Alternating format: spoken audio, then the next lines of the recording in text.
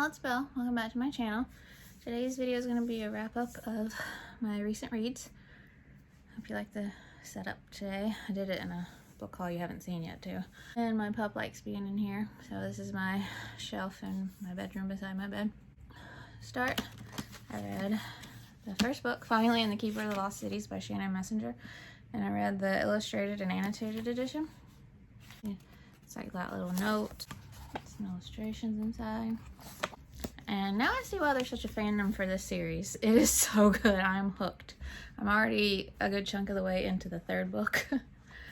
I just don't want to put them down. They're definitely up my alley and full of many things that I love. So I'm so excited I finally started it and that I'm loving them. And if it continues like the books have been, it would definitely be a top favorite series of all time, and I think it's going to be. And I'm so happy that the first time I got to read it, I got to read the annotated one, because the notes and everything she puts in there adds so much to the story, like how she came up with stuff, her idea for things, like things about her character, like everything. Just added so much to the story for me, and I really enjoyed it. I said this in a vlog, but I really hope she does this for every book in the series, because I would love that, because I will definitely reread if it becomes a favorite. The first book alone, it was already such a well-built and structured story and world. The characters are so amazing. The main characters and the side characters, both of them. They all grab your heart and your attention right away. And then you add in a magic school. It's just heaven for me. And this whole secret world of elves is just so incredible. It's so detailed, atmospheric, vivid. My emotions were all over the place with Sophie, the author. She took me on a ride. There was loss, confusion, pain, guilt, anger, humor, excitement, fear, hope, happiness, and more. Sophie goes through it, and you go through it along with her. And I was in our corner rooting for her the whole way. Keith, I think that's how you say it, is hilarious. I thought Fitz played a bigger role in the book than he did, just by the fandom, but I'm not disappointed. He was there when he needed to be, which I like. He wasn't shoved in your face when he wasn't needed for the story. And he's not my favorite from what we've seen of him. Like, just, oh, the golden boy, yeah, whatever. Like, I like Dex, who is a sweetheart and her best friend.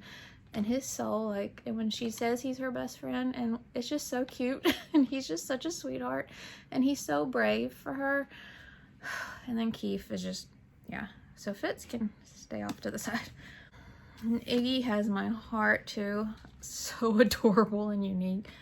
So many twists and turns at the end, and the way everything came together, and all the clues and puzzle pieces given out throughout the story, and how it all clicked into place, and what we find out so far, it's just superb. An epic ending and very satisfying. I said this in my review, but I had spent days because I wanted the review to be a perfect review, like encompassing everything that I loved about this, but it would have been like 10 pages long. And most people know about this anyway, so I'm not telling anybody anything new for the most part. But it's amazing. Like, I just loved it. There's just so many things. And how authors are able to write such complex, compelling, and gripping stories that come together like this just amaze me at the talent it must take, because I just get a headache even thinking about trying to do it. So, highly recommend. And I read the Starspun Web by Sinead. After reading The Eye of the North, I wanted to read the rest of her books, and I wanted to read Skyborn, because it's a prequel to The Eye of the North. And since I was already starting in publication order anyway, I just read this one next. And I'm absolutely loving this author's books. Like, I love The Eye of the North so much. And this one is different to that in so many ways, but it's just as incredible. And I just love the idea of this whole story. The mystery of Tess's backstory, the star spinner, all of it. It's just intriguing and so fascinating to me. And Tess is just a strong female main character with a strong love of science. And I loved how all of that mixed into the story, the science and everything. And then Violet and Moose are seriously the best. It's just brilliant. And how the author managed to have characters like them who don't speak become so important and integral to the story is just so brilliant. They have my heart, but so does Thomas. Millie too. So, because not only do you fall in love with our main character, but all the side characters are so phenomenal, and they grab your heart too. And I love this orphanage as well, and everyone living there, from the other children to the matrons that run it. And it was also so nice to see an orphanage in a story that wasn't horrible. Like, you know, like they're always so awful.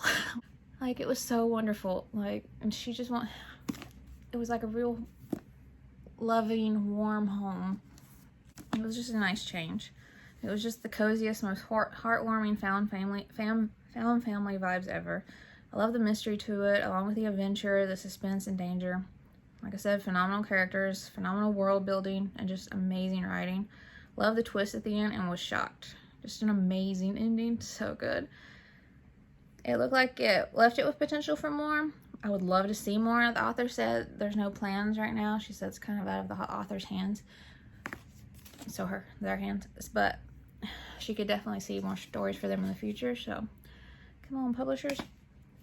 So love this. Cannot wait for Skyborn even more so now. And then I read Witchlings by Claribel A. Ortega. And I love Ghost Squad, but I think I love this one even more. Thank you so much, Scholastic, for sending me this. This was such an incredible read. I love this town, the whole backstory, from the different covens, the spares, the Gran, the town uncle, the toads, the night beasts, the cuckoos, and more. It's just phenomenal. It's so detailed and atmospheric, vivid, incredible writing. So many incredible messages in here. Like when you grow up with expectations of how certain things will happen in life and then they don't. What it feels like when you feel like you don't belong anywhere and you desperately want to feel like you belong. This is a book for anyone who has ever felt like an outcast, different, or like they didn't fit in anywhere. In turn, it also has great messages on embracing and accepting yourself, being yourself. What makes us each special and unique are our differences. Be proud of who you are. And then the seemingly unlikely friendship that you can't ever see happening at the beginning of this book makes it even more beautiful and special when it does happen. And watching these three become friends was just such an incredible thing to read. Great dynamic between them. They make the best team, or coven. And the power of friendship is magic in itself. And Seven, Valley, and Thorn are amazing characters and have the best character development and growth. Just the best. And the topic of abuse is touched on briefly also. And I really love the way the author handled that and wove it into the story. It's a subtle reminder that I think every kid needs to read without even realizing the important messages they're getting while reading their Richie Read, which is brilliant. That if you see or hear something like that, you need to tell an adult immediately. And if you're worried about your friend being mad at you, they won't stay mad. One day they will thank you. And it doesn't matter if they're mad, you're helping them. It's more important to tell someone for them. Emotional and physical abuse, either one or both, it's just wrong. So I wanted to mention that because even though it's not a main focus or even a big part in the book or anything, it really meant a lot to me to see that. Anyway, incredible writing, witchy goodness, monsters, magic, mystery, atmosphere, amazing characters, phenomenal friendship. Just make it for an epic magical adventure read. There's even a toad race. So good. I love this so much. Highly recommend it. It is out now and I highly recommend it. And then in catching up on my series that I've been doing, I read the second book, Maylie's Luck of the Irish by M.L. Tarpley. And like I said, this is the second book. It's just as charming, wholesome, heartwarming, and fun as the first book was. And the main character wants to be a writer, so you go on this writing journey throughout the books with her. And at the same time, you're seeing Europe with her and some of her family on this trip they're on. And this time, they're in Ireland. And it's just such a fun adventure. Each book so far has also had amazing messages. And for example, in this one, don't let fear control you or your life. Don't let it stop you from living your life. Don't miss out on things. And Maylie has a very good imagination, and sometimes it doesn't always work in her favor. It's a little too over imaginative, but for the most part, it's an amazing thing for her. These include some real places, and you learn a lot as well. I did, and I love that. I always love that. In the back of the book, there's info on the children's classic book mentioned in this story, and this one is a C.S. Lewis book. There's discussion questions, information on setting, so info and even pics about the real places that are mentioned in the book. Discussion guide, preview of the next book, author Q&A, and author info and illustrator info. Highly recommend. I think these would be a fun read aloud for books at bedtime too, in my opinion. There's a third book out now too, so I'll be getting it soon so I can get all the way caught up. So, had fun with that. And I read Anya and the Dragon by Sofiya Pasternack. Finally. I loved it so much. It's such an incredible story. And the author weaves the fantasy, adventure, Slavic folklore, Jewish faith and life, Phenomenal characters, danger, suspense, and important issues like anti-Semitism and more. It's so good. Hakon? I'm not saying that right at all, I'm sure. Has my heart. That is the sweetest dragon I've ever read about. And my heart was so full of love for him. I have a soft spot for Bezda. What a goat. Ivan is such a sweetheart, and I loved watching the friendship develop between he and Anya. He is her first human friend, and it was such a special and beautiful thing to read as she finds her first real friend in life. She's always tried to go unnoticed since her family is the only Jewish family in their village, and how some people feel about that. So there's great messages, lessons, themes on anti-Semitism, oppression, friendship, hate, greed, power hungry, and what that can do to a person or a community, determination, family, and faith. I loved Anya's family so much. There were some words used that I didn't understand. The words used for her family members were easy to figure out. The rest I just looked up if it didn't say what they were. It didn't bother me or affect the story for me though, but I knew what was going on regardless, but I wanted to mention that. But in the second book, there is a glossary in the back, I believe, though. Highly recommend. I just flew through this. Amazing characters and writing, gripping story, suspense and danger, fantasy mixed with important topics. It's just superb. Loved it. And then I read The Girl Who Wasn't Chosen by A.Y. Johlin. And the author had sent me this. Thank you so much. I just loved it. It was such a terrific story. The world building's so good, and the author does a great job explaining this world and all the parts, its backstory, etc., without even spending a bunch of time doing so, and I love that. I was intrigued by this world from the start. The whole idea of those mountains, what lays beyond, the backstory, the monsters, the sun, etc. It's just so good, and the characters are also done so well. I fell in love with just this whole ragtag bunch. Our main character, Leda, is so strong and determined and brave and driven.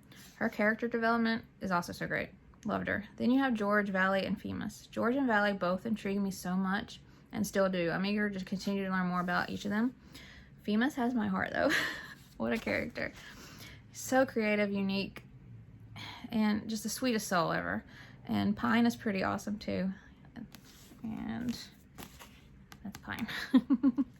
There's amazing messages in here, too, like believing in yourself, accepting and loving yourself just the way you are. It's an important message seen throughout middle grade, and I love that. Making do with what you have as well. Be happy and grateful for what you have. Things aren't always as great as they may appear on the other side, and just be happy and grateful. I can't wait for the next book and see what happens next. The ending was so incredible. I never saw the twist coming. I was just very impressed by this, so highly recommend. And then I read the second book, Anya and the Nightingale by Sofiya Pasternack. This was just as good, if not better, than the first one. I'm obsessed with them both. This one was just so good. This had a whole new adventure, whole new location, whole new mystery, and whole new magical being we had to help, among other things. There was a twist to this one that I also loved. And I still love how much Jewish faith and culture is woven into the magical story. And I also love Anya's grandmother saying, "Pray with your feet." And it explains in the book, it says, ask God for help while she took action to solve her own problems. And that's what you're supposed to do. People don't understand that. Some people expect if you pray, you should automatically get what you pray for, or all you have to do is pray for something and that's it. And when things don't automatically happen that you pray for, some people stop believing or won't even believe because things don't happen that way. Well, then it's not real. People think Jesus is a genie in a bottle granting wishes, and that's not how it is. If every prayer was answered, that would just be mayhem. And there's also a reason for everything, even if you don't know what that reason is. It's not up to us to know, in my opinion. But while you're doing the right thing, praying, you have to do your part as well, which is why I love that saying. And I'm only talking about people who believe in God, Jesus, not saying everyone believes or should do this or does do it. The characters are even more amazing in this. There's always already that connection and love for them, and it just grows stronger in this book. Anya, Ivan, and Hakon still have my heart. Best friendship dynamic. I'm also obsessed with Lena, her hut, her backstory, and just everything about her and her part in this story. So incredible. We also meet some new characters in here that quickly become some favorites for me as well. These are just full of magic, danger, suspense, family, friendship, atmosphere, adventure, faith. Amazing writing that sucks you in and hooks you. I flew through this one as well. I really want more, but I couldn't find any information about more. It ended beautifully, but I just want more. She does have another book coming out, but it's not related, but I'm very excited to read it because I love these so much, so highly recommend. And then I finished the second book in the Keeper of the Lost Cities, Exile by Shannon Messenger. I think it's safe to say this series has me hooked. I'm just loving them. This book was so amazing, and that last 25%, it was phenomenal. I couldn't put it down even if I wanted to. Like, it was popping off, and like I was like blown away, and I just couldn't keep it. You see, I'm stuttering, I'm speechless. It was just so good. I can't say hardly anything because anything will spoil the first book, but I'm just having a blast.